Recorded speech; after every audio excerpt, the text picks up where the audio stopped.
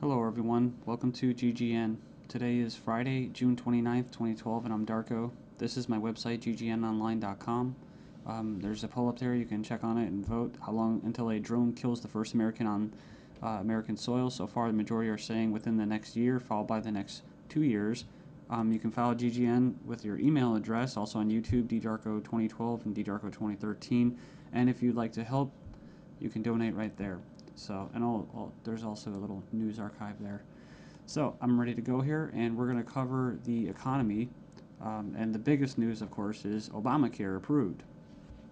It was kind of shelved for a while there, and now it's back from the dead. So, and a little bit of eugenics, because you have financial warfare, and then you have social warfare, you have eugenics, and it kind of all just is immersed, right, in the same global agenda.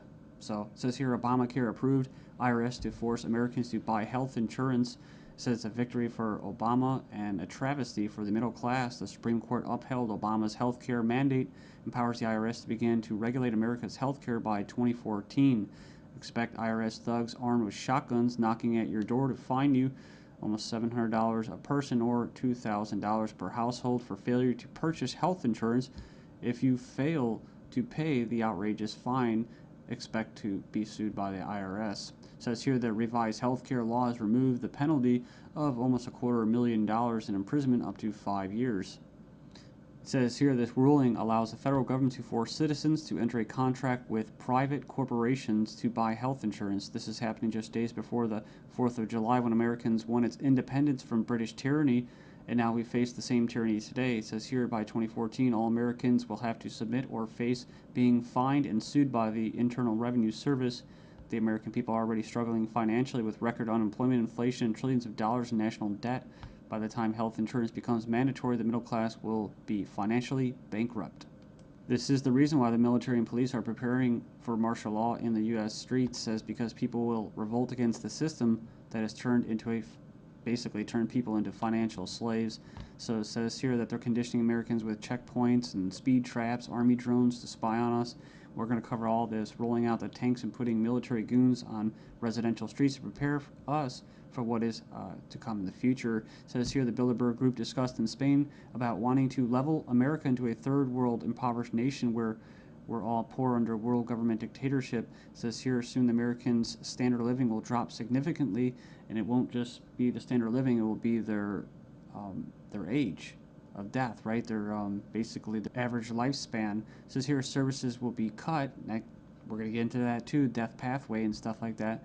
Taxes will be increased until we become so poor that we are unable to fight, and resistance will be futile. As Americans issue split decision on healthcare ruling, nearly 2/3 believe politics played too great a role. So it says Americans are sharply divided over Thursday's Supreme Court decision on the 2010 healthcare law, with 46% agreeing and 46% disagreeing with the High Court's ruling that the law is constitutional.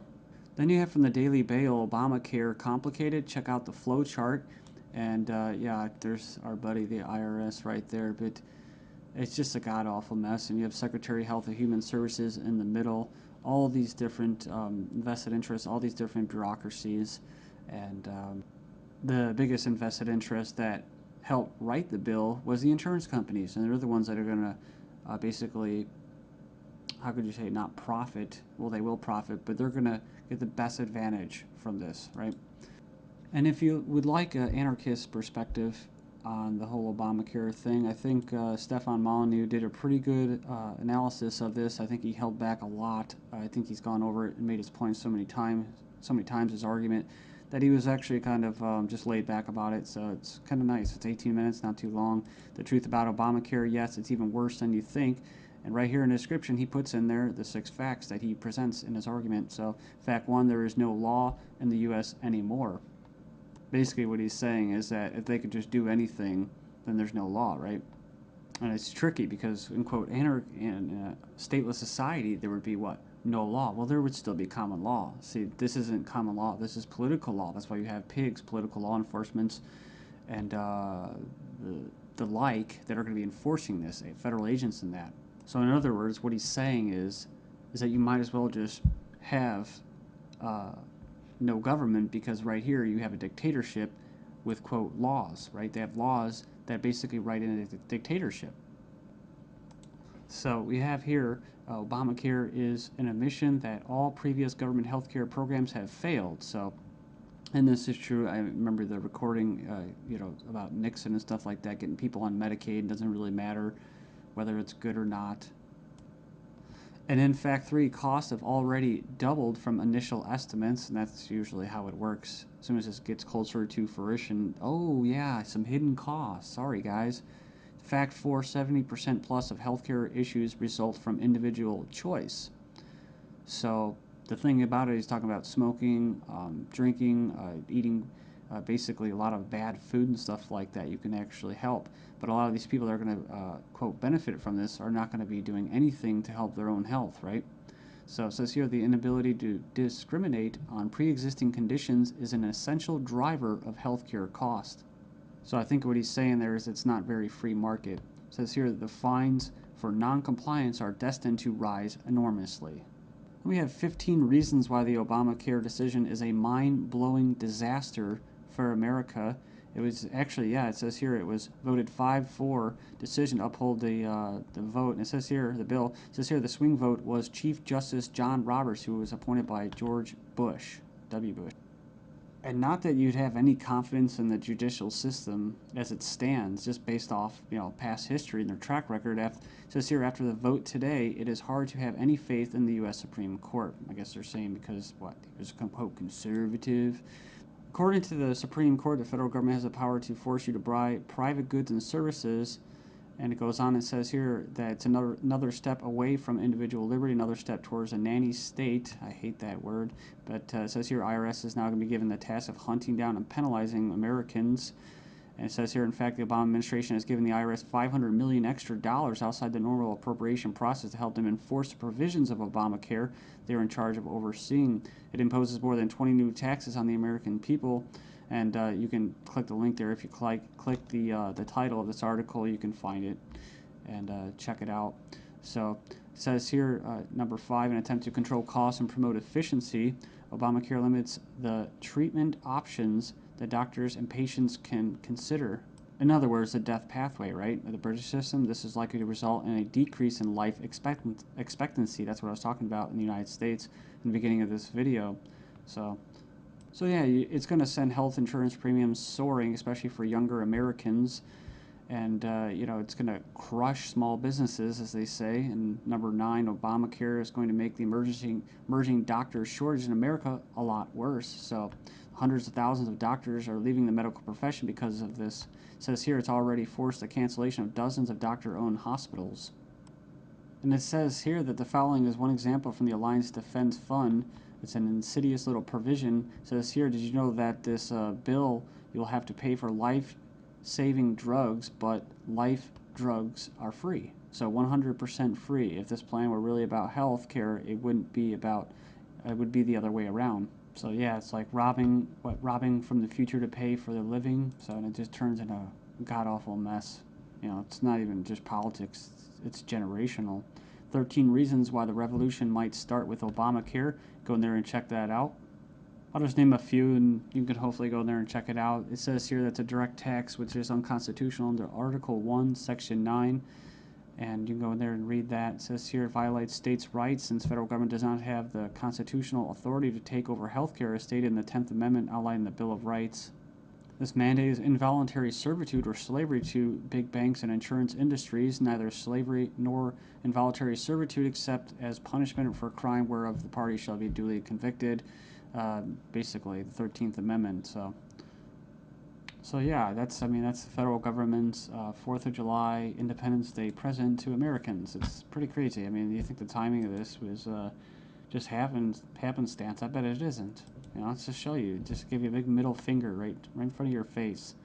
Stagnating life expectancies in the United States. Poor U.S. citizens live 5 years less than the affluent, but they don't talk, what about the middle class, right? So despite modest gains in lifespan over the past century, the United States still trails many of the world countries when it comes to life expectancy. We remember this article, top doctors chilling claim the NHS kills off 130,000 elderly patients every year. It says here, a professor says doctors use death pathway to euthanasia of elderly.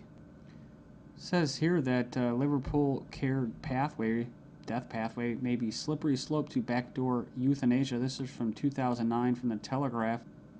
Says here that the patient assessment selects those deemed close to death for withdrawal of food and fluids or being placed on a continuous sedation until they die off. Next up, we have another little example. Doctors said this individual was a typical lazy teenager. Actually, she had an aggressive form of cancer.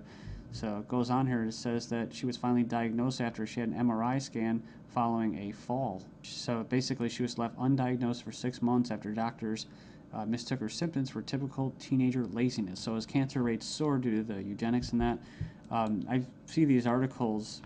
European meeting to be held to raise awareness of the eugenic current of European society held in Strasbourg, France. It's hosted by the Parliamentary Assembly of the Council of Europe, or PACE, this week to address the alleged eugenic current of European society and eugenics and human rights issues of prenatal screening. It says here, currently the highest court in Europe is considering a complaint from a woman who claims that she was not given a prenatal screening which would have revealed her daughter's Down syndrome and thus allow her to choose to abort her child. They didn't go into this, which is what? Scottish toddlers to be tested to see if they will grow up to be drug addicts or criminals. So they're going to basically examine them to determine their capacity for violent crime, to be violent. But what happens when this comes to the UK? Thailand violent students to be drafted into our army automatically. And another possibility is this. Desperate Europeans try to sell kidneys and lungs being offered for as much as $250,000 as Europeans are grappling with the economic misery. Illegal organ sales are on the rise with desperate sellers willing to basically part with their kidneys, corneas, bone marrow, and even lungs to put food on the table. Says here, organized criminal groups are preying upon the vulnerable on both sides of the supply chain. So they're not just talking about Israel, they're talking about internet ads spotted across Italy, Spain, Greece, Russia. And people leave comments about euthanasia. I don't, it's like I don't have a moral issue with somebody carrying out euthanasia, as long as there's some kind of consent there. The only issue I have for it, or with it, and that's why I bring it up, is when it's in the government's hands, where we have a government legislating morality. They can't do that, like the death penalty. So I don't support the death penalty. With euthanasia, if you're declared a violent or criminal or deviant or drug